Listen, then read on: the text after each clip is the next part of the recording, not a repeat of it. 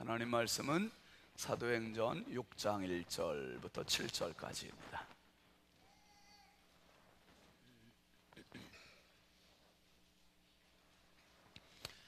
사도행전 6장 1절부터 7절까지 함께 보시죠. 그때에 제자가 더 많아졌는데 헬라파 유대인들이 자기의 과부들이 매일의 구제에 빠짐으로 히브리파 사람을 원망하니 12 사도가 모든 제자를 불러 이르되 우리가 하나님의 말씀을 제쳐놓고 접대를 삼는 것이 마땅하지 아니하니 형제들아 너희 가운데서 성령과 지혜가 충만하여 칭찬받는 사람 7을 택하라. 우리가 이 일을 그들에게 맡기고 우리는 오로지 기도하는 일과 말씀 사역에 힘쓰리라 하니 온 무리가 이 말을 기뻐하여 믿음과 성령이 충만한 사람 스데반과 또 빌립과 브로고로와 니가노르와 디몬과 바베나와 유대교에 입교했던 안디옥 사람 니골라를 택하여 사도들 앞에 세우니 사도들이 기도하고 그들에게 안수하니라. 하나님의 말씀이 점점 왕성하여 예루살렘에 있는 제자의 수가 더 심히 많아지고 허다한 제사장의 무리도 이 도에 복종하니라. 아멘. 거룩하신 아버지 하나님, 주의 은혜와 사랑을 감사합니다. 특별 새벽 부흥회 사랑합니다. 이 본질적인 이야기를 함께 나누는 주간으로 불러주심을 감사합니다. 하나님, 우리 부여중앙 성결교회 믿음의 공동체, 사랑의 공동체, 성령의 공동체가 주께서 원하시는 뜨거운 사랑의 공동체를 이루어가게 하여 주시옵소서. 아버지, 이 시간에 주님 앞에 올린 소중한 예물이 있습니다. 드린 예물 손길마다 기억하여 주시고 가정마다 넘치는 은혜와 복을 더하여 주시고 저들의 간절한 기도의 열망이 주님 앞에 상달되게 하여 주시고 주님의 마음에 감동이 되게 하여 주시옵소서. 아버지 하나님, 특별히 우리의 소중한 자녀들 하나님 손에 올려드립니다. 해외 나가 있는 자녀들, 군대 나가 있는 아들들, 주님 객지에 나가 있는 자녀들, 집에 있는 자녀들, 병상에 있는 자녀들까지 주의 성령님 일일이 간섭하시고 도우시고 불꽃 같은 눈동자로 보호하여 주시옵소서. 어디에 있든지 하나님의 영광, 부모의 큰 기쁨이 되는 우리 자녀들 다 되게 하여 주시옵소서. 아버지, 이 시간도 주님 앞에 찬양 올린 우리 귀한 종들을 기억하여 주시옵소서. 하나님께서 기름 부어 세우신 말씀의 사역자들, 어디에 있든지 어디에서 살든지 하나님, 우리 부여중앙교회를 위해 더욱더 힘쓰고 애쓰게 하여 주시고 다 떨어진 걸레 조각이 되는 것 같이 최선을 다해서 이 교회를 섬겨서 하나님의 기쁨, 성도의 큰 행복이 우리 교회 안에 우리들 때문에 이루어지게 하여 주시옵소서. 아버지, 이 시간에도 저희들이 말씀 나눕니다. 연약하고 부족한 종 세우셨사오니 말씀의 통로, 축복의 통로, 은혜의 통로 역할 감당할 수 있게 하여 주옵소서. 모든 성도들이 말씀을 아버지 하나님, 어린아이가 엄마의 젖을 빨아먹듯이 정말 말씀을 빨아먹어서 날마다 영과 육이 자라고 하나님께 영광 돌리는 성숙한 믿음의 권속들이 되게 하여 주시옵소서. 믿사옵고 예수 그리스도의 이름으로 축복하며 간절히 기도하옵나이다. 아멘. 할렐루야. 오늘도 우리 말씀 암송하고 같이 시작하겠습니다. 창세기 1장 27절 28절 말씀 먼저 하시죠. 하나님이 자기 형상, 시작. 하나님이 자기 형상 곧 하나님의 형상대로 사람을 창조하시되 남자와 여자로 창조하시고 하나님이 그들에게 복을 주시며 하나님이 그들에게 이르시되 생육하고 번성하여 땅에 충만하라. 땅을 정복하라. 바다의 물고기와 공중의 새와 땅에 움직이는 모든 생물을 다스리라 하시니라. 창세기 1장 27절 28절 말씀. 요한복음 1장 13, 14절 12, 13절. 영접하는 자 곧 그 이름을 믿는 자들에게는 하나님의 자녀가 되는 권세를 주셨으니 이는 혈통으로나 육정으로나 사람의 뜻으로 나지 아니하고 오직 하나님께로부터 난 자들이니라. 요한복음 1장 12절 13절 말씀. 아멘. 한번 따라 합시다. 사랑합니다. 오늘은 한번 하시죠. 목사님 사랑합니다. 감사합니다. 저도 여러분 사랑합니다. 여러분, 기독교의 역사는 말씀의 역사입니다. 교회의 역사도 말씀의 역사입니다. 한마디로 그렇게 표현할 수 있어요. 교회의 역사도 무슨 역사라고요? 말씀의 역사. 기독교의 역사도 말씀의 역사. 하나님께서 모세를 시내산에 부르시고 모세에게 말씀을 주셨습니다. 말씀을.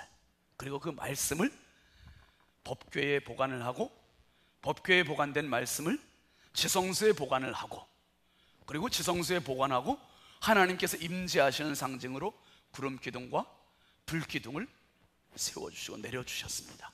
그리고 광야 40년을 보내고, 그렇게 하면서 이제 왕정 시대가 되면서 이제 500년의 세월이 흐르고 왕정 시대가 되어서 다윗 왕을 통해서 성전 건축의 계획을 세우시고 솔로몬 왕이 성전을 짓고, 이 성전을 짓고 나서도 말씀을 바로 이 지성소 안에, 법궤 안에다가 딱 보관했습니다.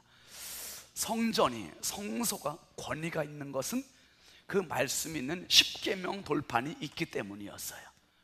모세가 바로 왕한테 가서도 큰 소리 칠 수 있는 것은 그가 기관총을 가져가서 핵무기를 가져가서가 아니라 그가 지팡이 하나 가져가, 지팡이는 뭘 상징했습니까? 그때 하나님의 권위였어요.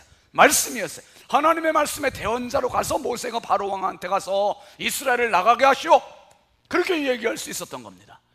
말씀이 권위였어요. 말씀이 권위. 이스라엘 백성들을 40년 동안 왜 그 광야길을 걷게 하십니까? 이스라엘을 하나님께서 제사장 나라로 부르시고 모든 민족 가운데, 세계 열방 가운데 내가 샘플 민족을 세우겠다 이거예요. 모델 민족을 세우겠다 이거예요. 사랑하시는 성도 여러분, 저와 여러분이 이 땅을 살아가면서 주변 많은 사람들에게 모델의 축복의 주인공이 될 수 있길 주의 이름으로 축원합니다. 하나님께서 이스라엘 백성들을 모델 나라, 제사장 나라로 만드시기 위해서 이스라엘을 부르시고 광야길을 걷게 하셨어요. 이 광야길을 걸으면서 왜 그 고생을 시키십니까? 왜 목마르게 하셨고, 왜 힘들게 하셨고, 왜 그렇게 어렵게 하셨습니까? 40년 동안의 고난의 목적은 한 가지, 한 가지. 신명기 8장 3절 말씀 한번 같이 보실까요? 시작. 너를 낮추시며 너를 줄이게 하시며 또 너도 알지 못하며 내 조상들도 알지 못하던 만나를 내게 먹이신 것은 사람이 떡으로만 사는 것이 아니요 오직 여호와의 입에서 나오는 모든 말씀으로 사는 줄을 내가 알게 하려 하심이니라. 그러니까 하나님께서 이 광야 40년 동안 40년이 안 걸려도 들어갈 수 있는, 한 달 반이면 들어갈 수 있는 거리를 왜 기나긴 40년을 걷게 하셨나? 그 이유는 너도 알지 못하고 내 조상도 알지 못하던 그 만나를 먹이신 이유는 다 하나님께서 사람이 떡으로만 살 게 아니라 뭘로 산다? 하나님의 입에서 나오는 말씀으로 산다. 말씀으로 산다. 요 말씀을 예수님이 그대로 반복하셨어요. 그대로 40일 금식기도 끝나고 나서 마귀가 시험을 할 때 예수님이 요 말씀을 인용을 하신 겁니다. 사람이 떡으로만 살 것이 아니요 하나님의 입에서 나오는 모든 무엇으로 산다? 말씀으로 산다. 말씀으로 산다. 할렐루야. 이 말씀으로 산다는 거예요. 그러니까 구약시대에 계속 말씀으로 오다가 신약이 되었습니다. 신약이 되면서 하나님께서 감추어진 말씀, 지성소에 있는 말씀, 법궤에 있는 말씀, 이렇게 하지 않으셨어요. 이제 그 말씀을 열으셨어요. 보이셨어요. 움직이게 하셨어요. 그분이 바로 누구냐 하면 예수 그리스도. 보이는 말씀, 움직이는 말씀, 살아있는 말씀. 그래서 여러분 요한복음 1장 14절 말씀 한번 보시죠. 시작. 말씀이 육신이 되어 우리 가운데 거하심에 우리가 그의 영광을 보니 아버지의 독생자의 영광이요 은혜와 진리가 충만하더라. 한번 따라 합시다. 말씀은 영광이다. 여러분, 말씀은 영광이에요. 말씀을 사모하고 말씀을 체험하면 나도 모르는 영적인 희열이 생겨, 흥분이 생겨, 영광이 생겨. 왜? 말씀은 하나님께서 주시는 최고의 권위예요. 여러분, 제가 설교하는데 지금 여러분 한 200여 명 앉아 계신 분들이 다 아멘만 한다고 생각해 보세요. 꾸벅꾸벅 좋은다. 그러면 제가 말씀 전할 기분이 나요, 안 나요? 안 나요. 제가 말하는데 딴전을 피우고 있다, 졸고 있다, 막 그러면 저를 존중하는 겁니까? 무시하는 겁니까? 너는 떠들어라, 나는 내일 하겠다, 무시하는 거예요. 무시하는 거예요. 하나님께서 사람과 만나시는 가장 확실하고 분명하고 보이는 증거거리가 뭐였냐면, 수단이 뭐였냐면 말씀이었어요. 구약시대에도 말씀, 신약으로 오면서 그런데 그 말씀을 너희들 더 이상 안 보이는 말씀, 숨어있는 말씀, 대언하는 말씀이 아니야, 이제는 보이는 말씀을 주겠다. 그리고 말씀이 육신이 되었다 그랬어요. 말씀이 육신이 되었다. 와, 제가 전하는 말이 여러분 사람의 형상으로 나타난다고 생각해 보세요. 이거 뭐 놀랍잖아요. 근데 하나님께서 하시는 말씀이 사람의 형상으로 딱 나타나셨다 이 말이에요. 그분이 우리가 보니까 우리 가운데 거하심에 우리가 그 영광을 보니 독생자의 영광이요, 은혜와 진리가 충만하더라. 아, 예수님은 그러니까 하나님의 말씀 덩어리, 말씀 덩어리. 예수님께서 가시면서 말씀을 하시는 게 곧 하나님의 말씀이고, 예수님께서 가셔서 말씀을 하시면 곧 병자가 나음을 입고, 예수님께서 말씀을 하시면 바다가 잠잠해지고, 예수님께서 말씀하시면 작은 떡덩이가 5,000명을 먹이는 능력의 도구가 되고, 그러니까 예수님의 입에서 나오시는 그 말씀은 곧 누구시다? 그분은 누구시다? 그분이 하나님이셨던 거예요. 할렐루야. 그러니까 예수님 말씀 전하실 때 그 말씀을 존중했던 세리 창녀들은 은혜를 받고 인생이 변화가 되었는데, 예수님의 말씀을 무시했던 사두개인, 바리새인, 종교 지도자들은 어떻게 됩니까? 예수님을 신성모독이라고 했지만 거꾸로 그 사람들이 신성모독을 저지르고 있었던 거예요. 신성모독을 저지르고 있었던 겁니다. 여러분, 예수님께서 이렇게 말씀으로 살아 움직이시는 역동적인 이 3년의 기간이 인류 역사상 가장 최고의 축복의 시간이었어요. 인류에게 어떤 때도 이런 때는 없었어요. 이야, 이거를 성육신이라고 하지만 화육이라고, 화육.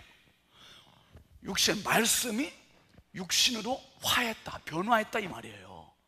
이건 진짜 놀라운 겁니다. 인류 역사상 최고의 횡재, 최고의 축복의 시간은 그 3년 동안 예수님께서, 하나님께서 말씀으로 이 땅에 오신 사람, 그분이 예수님, 말씀이 육신이 되어. 이 말씀 한번 잘 생각하며 다시 한번 읽어보실까요? 시작. 말씀이 육신이 되어 우리 가운데 거하심에 우리가 그의 영광을 보니 아버지의 독생자의 영광이요 은혜와 진리가 충만하더라. 사랑하시는 성도 여러분, 이 말씀의 영광이 경험될 수 있길 주의 이름으로 축원합니다. 말씀의 영광이 경험돼야 신앙생활에 능력이 있어요. 말씀의 영광이 경험돼야 내 인생이 진짜 행복해지는 거예요. 말씀의 영광이 회복 안 되고 이게 말씀의 영광이 이루어지지 않으면요, 신앙생활, 교회 생활은 할 수 있어요. 교회 생활은 할 수 있는데, 진짜입니다. 교회 생활은 할 수 있는데 능력 있고 행복한 신앙생활은 절대로 못해요. 말씀의 영광을 꼭 경험하시기를 바랍니다. 예수님께서 그 3년 공생의 기간 동안 말씀에 성경책이 없어도 그 예수님 말씀이 성경책이 되셨어요. 그래서 우리가 갖고 있는 복음서, 그 안에 예수님이 하시는 말씀이 이제 다 정경으로 엮어지게 되었습니다. 그 말씀을 우리가 갖게 된 게 얼마나 축복이에요. 그런데 이제 예수님께서 말씀하시고 떠나셨어요. 떠나신 다음에 공백기가 있었습니다. 딱 공백기가 열흘 정도의 공백기가 있었어요. 열흘 정도의 공백기, 요 공백기가 딱 지나고, 그리고 예수님 약속해 주신 누가 오셨습니까? 누가 오셨죠? 보혜사 성령이 오셨어요. 성령이 오셨는데 요때는 말씀이 육신이 되는 게 아니었어요. 말씀이 뭐가 되냐면, 한번 따라 합시다. 말씀이 능력이 되었다. 말씀이 능력이 됐어요. 성령께서 불로 사도들에게 임하게 되고, 사도들이 이 말씀의 능력을 받아서 담대하게 살아갈 수 있게 되었고, 힘있게 살아가게 되었고, 열정으로 살아가게 되었고, 말씀이 자기도 모르는 영적인 인생의 엔진이 되었다 이 말이에요. 엔진이 없는 차는 아무리 벤츠라 할지라도 그 차는 고물덩어리, 고철덩어리예요. 그런데 아무리 차가 조그마도 엔진을, 제트 엔진을 달아버리면 이 차는 보통 차보다 더 빠르게 달릴 수 있는 거예요. 여러분, 하나님께서 모든 하나님의 백성들에게 이 제트 엔진과 같은 불의 엔진을 달아주셨어요. 그게 바로 성령이 임하신 다음에 말씀의 능력입니다. 그래서 초대교회는요 여러 가지가 있었어요. 교제도 풍성했고, 성찬도 풍성했고, 전도도 풍성했고, 봉사도 풍성했고, 그런데 초대교회에 제일 풍성했던 것, 제일 능력이 있었던 것, 그건 바로 뭐냐? 말씀이 말씀. 사도행전 2장 42절 말씀 한번 잠깐 보시죠. 시작. 그들이 사도의 가르침을 받아 서로 교제하고 떡을 떼며 오로지 기도하기를 힘쓰니라. 뭘 받아서? 가르침을 받아서, 말씀의 가르침을 받아서 교제하고 떡을 떼고 기도했다. 그러니까 말씀이 근거가 된 교제, 말씀이 근거가 된 성찬식, 말씀이 근거가 된 기도, 이게 진짜 기도고, 이게 하나님 받으시는 기도고 교제고 성찬식이라는 거예요. 여러분, 부여중앙교회의 기초석은 하나님의 말씀입니다. 하나님의 말씀이에요. 말씀. 네, 말씀. 그 다음에 5장 42절로 한번 넘어가 보세요. 시작. 그들이 날마다 성전에 있든지 집에 있든지 예수는 그리스도라고 가르치기와 전도하기를 쉬지 아니하니라.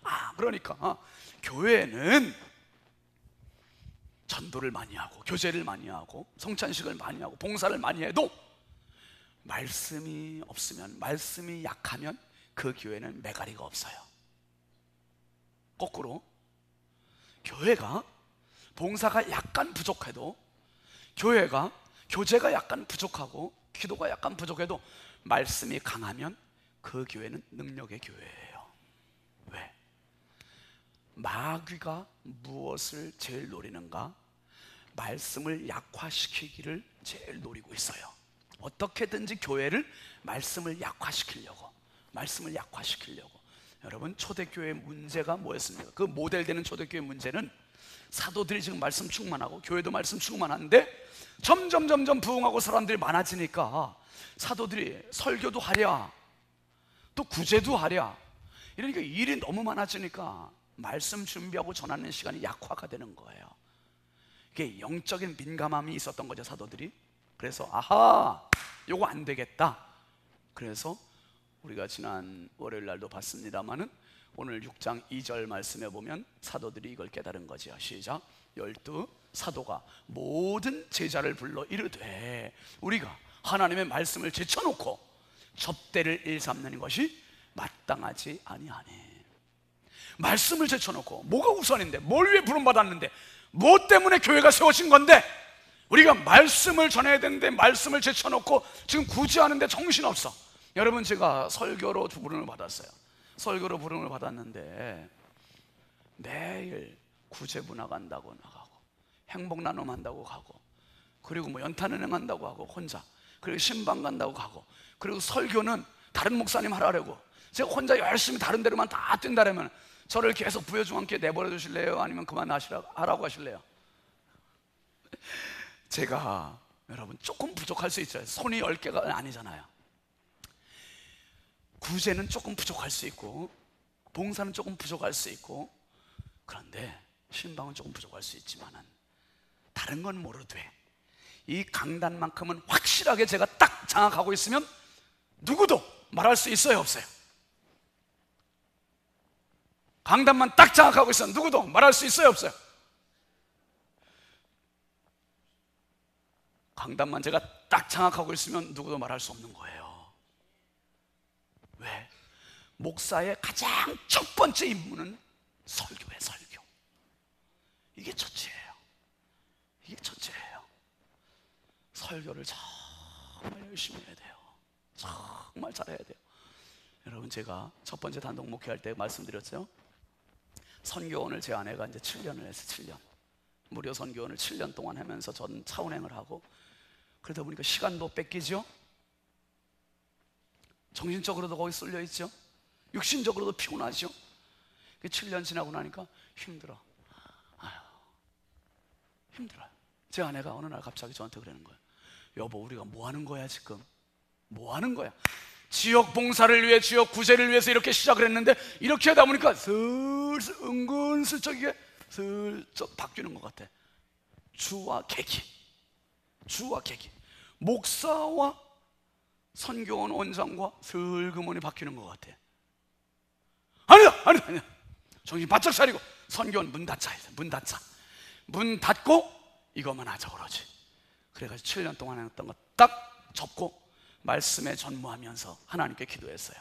하나님, 정말 설교 그리고 기도, 신방 요것만 할 수 있는 목사가 되게 해주십시오. 제가 그때 그렇게 하나님 앞에 기도드렸어요. 왜? 하나님께서 그걸 위해서 불을 넣어주셨으니까. 근데 거기 있을 때는 계속 뭐 제가 사찰 역할도 제가 다 하지요. 또 뭐 직원 일도 다 하지요. 그러니까 뭐 그 조그만 시골 교회니까 1인 다역의 역할을 다 하지만, 그런데 이러다 보니까 이것도 아니고 저것도 아니고, 이거인기도 하고 저거인기도 하고, 참 안 되겠더라고요. 강원도에 가니까 이제 다른 일들은 훨씬 줄어들고 진짜 설교만 하게 되고 기도만 하게 되고 신방만 하게 되고, 그리고 이제 수신서 하던 것들은 좀 훨씬 줄어들었어요. 근데 이제 부여에 오니까 진짜 말씀과 기도, 신방, 여러분 행정도 필요하고 전도도 필요하고 구제도 필요하고 그리고 봉사도 필요하고 많은 거 필요하지만, 목사가 할 수 있는 가장 본질적인 임무는 바로 말씀이에요. 말씀. 초대교회가 이 정신을 바짝 차리고 4절 말씀으로 넘어가서 보면은, 시작. 우리는 오로지 뭐 한다고요? 기도하는 일, 말씀 사역에 힘쓰리라. 이것은 사도들이 우리 일하기 싫어, 우리 구제하는 거 싫어, 이래서 우리 자기들 핑계댄 게 아니에요. 뭐가 더 중요한지, 뭐가 본질인지, 뭐가 사탄이 가장 약화시키려고 하는 공략하는 지점인지를 알기 때문에 사도들이 우리는 오직 기도와 말씀 여기에 전념하겠다. 그래서 사도들이 이 말씀과 기도 전념하겠다 이렇게 하고 나서 어떤 결과가 빚어졌습니까? 7절로 넘어가 보세요. 시작. 하나님의 말씀이 점점 왕성하여 예루살렘에 있는 제자의 수가 더 심히 많아지고 허당한 제사장의 무리도 이 도에 복종하니라. 한번 따라 합시다. 하나님의 말씀이 점점 왕성하여. 사랑하시는 성도 여러분, 우리 부여중앙교회가 하나님의 말씀이 점점 왕성해지는 교회가 될 수 있기를 바랍니다. 하나님의 말씀이 능력 있기를 바랍니다. 하나님의 말씀이 흥왕하기를 바랍니다. 여러분 심령 속의 삶 속에 이 하나님의 말씀에 춤추는 생애가 될 수 있기를 바랍니다. 하나님의 말씀, 이 말씀이, 초대교회는 만약에 사도들이 구제하는 일에 또 계속 신경을 썼다면 말씀이 약화가 됐을 거예요. 말씀이 약화가 되면 초대교회는 부흥이 안 됐을 겁니다. 하나님의 말씀이 점점 왕성하여. 이게 얼마나 흥분되는 일입니까? 목사의 최고의 행복은 여기에 있어요. 저는 우리 성도들이 말씀 듣고 힘없는 모습 보면 그게 최고의 행복이에요. 최고의 행복. 강원도서 올 때 그 기도했다 그랬지요. 제가 하나님, 부여에 가면 성도들 일이 다 신방하기도 어려운데 설교 시간이 신방 시간이 되게 해달라고. 그래서 설교 시간에 신방 시간 되려면 제가 원고 없이 설교해야 되잖아요. 하나님, 원고 다 외우게 해주시고, 그리고 설교 시간에 성도들의 눈과 눈을 다 마주치면서 설교하게 해주십시오. 그 눈과 눈을 마주치면서 설교하면서 그 눈과 눈이 마주치는 그 성도의 가정과 심령과 자녀들이 정말 회복되게 하시고 일어나게 하시고 치유되게 하시고, 그 기도에 따르잖아요. 그러니까 와서 하나님께서 그렇게 시켜주셨어요. 어떤 집사님 그래요. 목사님 오셔갖고는 한 달이나 저렇게 설교할까 그랬대요. 한 달이나. 그런데 지금 만 5년이 됐잖아요. 5년 동안 이렇게 해주시니 자기는 얼마나 행복한지 모르겠대. 지금 옥산서 나오는 젊은 집사님 한 분 있어요. 인천에서 10,000명 넘는 교회에서 신앙생활하다 오신 분이에요. 3부 예배 꼭 저쪽에 앉아, 저쪽에. 근데 이 집사님 신방 갔는데 그런 얘기를 하는 거예요. 이제는 주일 예배 드리고 오면 배불러요. 할렐루야. 전 그런 표현 처음 들어봤어요. 예배 드리고 오면 배불러요. 여러분 배부르세요? 예배 드리고 오면 배불러요. 말씀의 꼴을 흡족히 먹어서 배불러요. 이거에 배불러요. 성도가 이래야, 양들이 이래야지. 이게 목회의 보람이고. 어떤 노 권사님은 목사님 설교 듣고 있으면 날아갈 것 같대. 날아갈 것 같아. 야, 저도 날아갈 것 같아요. 얼마나 이게 행복한 겁니까? 여러분, 제가 부여중앙교회 2012년 8월 7일 날 이사 오고 8월 8일 날 이제 8월 7일 날 리조트에서 자고 8월 8일 날 짐이 오고 해가지고 짐 풀고 8월 19일 날 취임식을 했습니다. 그리고 20일부터 40일 특별 새벽 부흥회를 했습니다. 우리가 다 아시듯이 참 어려운 시절에 저희가 왔어요. 하나님 은혜로 참 이 행복을 누리고 있습니다. 그때 와서 세 가지를 성도들에게 하나님께 약속을 했습니다. 그 세 가지 말씀을 드리면서 제가 취임사를 하면서 하나님 은혜 너무 감사하고 너무 감격해서 격해서 좀 울먹이면서 했지만, 그때 시절로 다시 돌아가 처음 마음을 다시 회복하고 싶어서 여러분에게 그 취임사를 한번 다시 보여드릴게요. 한번 잠깐 좀 인사하겠습니다. 몰랐습니다. 이 강단에 제가 다시 설 줄은. 그래서 저는 고백합니다. 하나님께서 하셨습니다.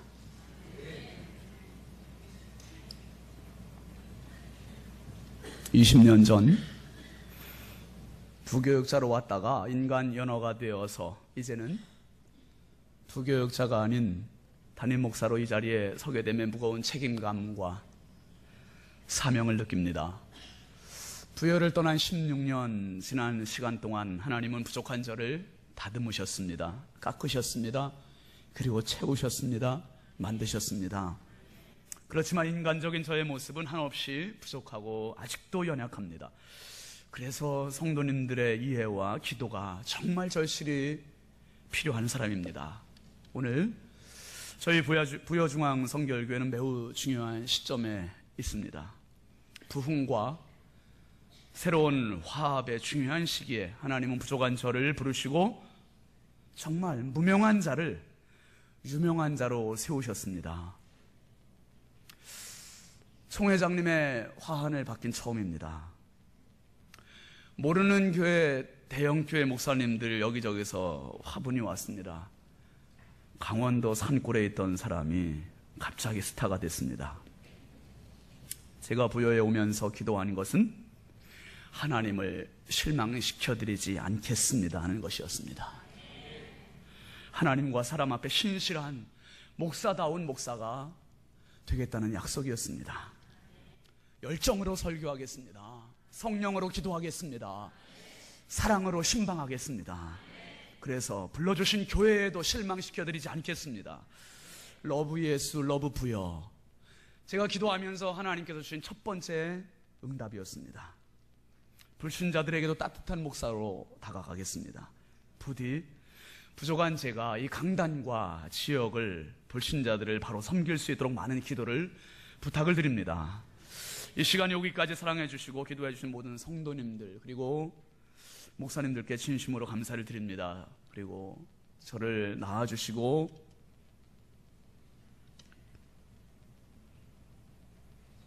키워주신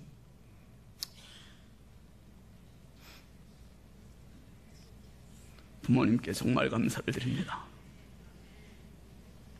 부족한 저와 부여중앙교회의 새로운 출발을 축복하시기 위해서 만사를 제쳐놓으시고 이렇게 오셔서 함께 축하하시고 축복해 주신 모든 목사님들, 그리고 장로님들, 성도님들, 지방회 어른들 정말 감사를 드립니다.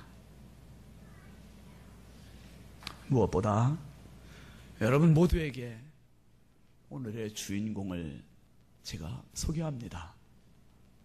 오늘의 주인공은 신윤진 목사가 아닙니다. 이 모든 스토리를, 각본을 연출하시는, 지금도 이 자리에 함께 하신 하나님 아버지십니다. 그 하나님께 모든 영광을 그리고 감사를 올려드리며 인사에 가름합니다. 감사합니다. 감사합니다. 참 지난 5년 동안 여러분들이 허물 많고 부족한 저를 많이 사랑해 주셨습니다. 여러분들이 사랑해 주시지 않으면 어떻게 이 강단을 감당할 수 있습니까? 정말입니다. 여러분 한번 서보세요. 1000명 넘는 사람들을 어떻게 그 비율을 다 맞출 수 있으며 안 돼요. 안 돼. 여러분들이 이해해 주셔서, 여러분들이 사랑해 주셔서, 여러분들이 아껴 주셔서 지난 5년 동안 달려왔습니다. 이제 하나님께서 이 강단을 말씀으로 견고히 세워가시고 있으니 여러분 앞으로 부족한 저를 더 아껴 주십시오. 사랑해 주십시오. 그래서 제가 마음껏 설교할 수 있도록, 여러분 목사가 힘들어지면 목사가 힘든 게 아니에요. 뭐가 힘들어지냐면 말씀이 약화되는 거예요. 말씀이 약화가 되면 그러면 교회가 힘들어지고 성도들이 힘들어지는 거예요. 여러분, 우리 교회가 힘들 때 제가 거울을 보면서 항상 제 자신에게 쇠뇌를 시켰던 게 있어요. 악한 마귀 사탄 이 새끼 두고 봐.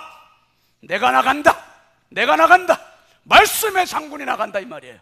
그리고서 내가 나왔어요. 주일마다 그리고 나와서 설교하고, 주일마다 한 번도 제가 말씀이 위축돼서 설교한 적이 없었어요. 주일날 지난 5년 동안 하나님 열정으로 설교하게 해주셨고, 성령으로 기도하게 해주셨고, 사랑으로 신방하게 해주셨고, 이것은 아직도 진행되고 있습니다. 앞으로도 계속될 겁니다. 여러분, 주님 오실 때까지 저는 어떤 강단 어디에서든지 이 세 가지는 계속 할 거예요. 그것보다 더 중요한 것은 하나님의 말씀, 하나님의 말씀이 신윤진 목사보다 더 중요하기 때문에 제 몸이 닳아서 다 없어지는 한이 있어도 하나님의 말씀을 최선으로 열정으로 전해서 이 말씀이 여러분 마음속에 정말 화살과 같이 쏙쏙 다 박히도록, 그래서 말씀에 박혀서 말씀 때문에 춤추고 말씀이 왕성해져서 이 말씀이 우리 교회를 견고히 세워나가는데 정말 온몸을 불사르고 싶습니다. 우리 교회에 등록하는 많은 성도들이 이구동성으로 하는 10이면 9 정도가 그런 말을 해요. 목사님 말씀 때문에 등록합니다. 목사님 말씀 때문에, 설교 때문에 등록한다는 성도들 너무 감사한 거예요. 여러분, 교회 건물이 좋아서 등록합니다 이러면 우리가 실망하죠. 교회 성도들이 많아서 등록합니다 이런 문제가 있는 거죠. 교회 음향 시스템이 좋아서 등록합니다 이러면 교회가 잘못 가는 거죠. 목사님 설교 때문에 등록합니다, 할렐루야. 그 교회, 그 성도는 바른 성도가 되는 거예요. 여러분, 목사를 사랑하는 이유 다른 데 없어요. 목사가 말씀을 전하는 하나님의 대언자이기 때문에, 말씀을 전하는 하나님의 종이기 때문에 여러분이 저를 사랑하는 이유입니다. 저도 그것 때문에 서 있고요. 여러분, 하나님께서 세우시는 동안 최선을 다해서 열정으로 설교하겠습니다. 여러분, 우리 모두 사랑하셔서 정말 우리 공동체가 하나님 기뻐하시는 말씀의 공동체로 날마다 든든히 세워지는 축복이 있기를 주의 이름으로 축원합니다. 축원합니다. 우리 함께 기도합시다. 찬양합시다. 찬양.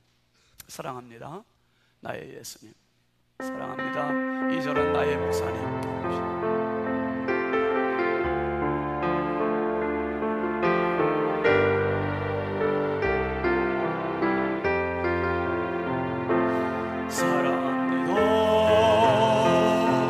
나의 예수님,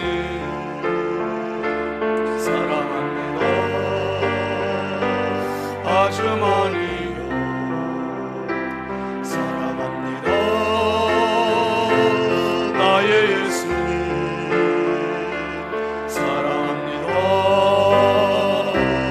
그것뿐이에요.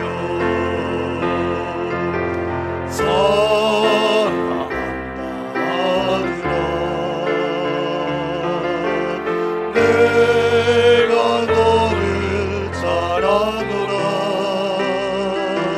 사랑한다더라. 내게 축복 더하노라. 사랑합니다 나의 목사님, 사랑합니다 나의 목사님,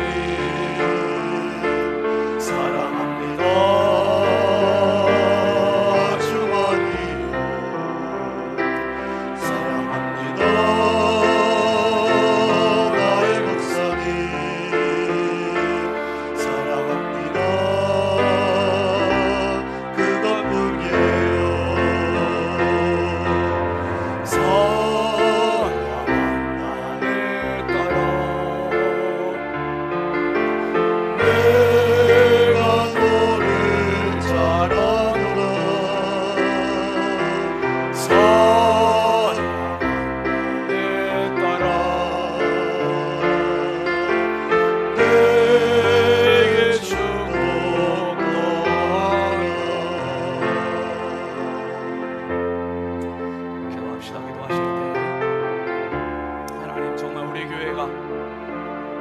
왕성한 교회가 되게 해주시고 말씀을 사모하는 교회가 되게 해주시고 세우신 주의 종 목사님을 날마다 말씀으로 강력하게 부어주시고 말씀의 깊이와 넓이가 더하게 하시고 말씀의 권세가 더하게 하시고 더 육적으로도 강건하고 가정도 보호하여 주시고 목사님을 더 사랑하는 우리 성도가 되게 해달라고 제가 부탁드리기는 저를 위해서 매일 하루에 5분씩 꼭 기도해 주십시오. 새벽에 3분, 주무실 때 2분, 목사를 위해 기도하는 게 나를 위한 기도입니다. 우리 이 시간 두 손 높이 들으시고 주여 삼창하고 함께 부르시죠. 기도합시다. 주여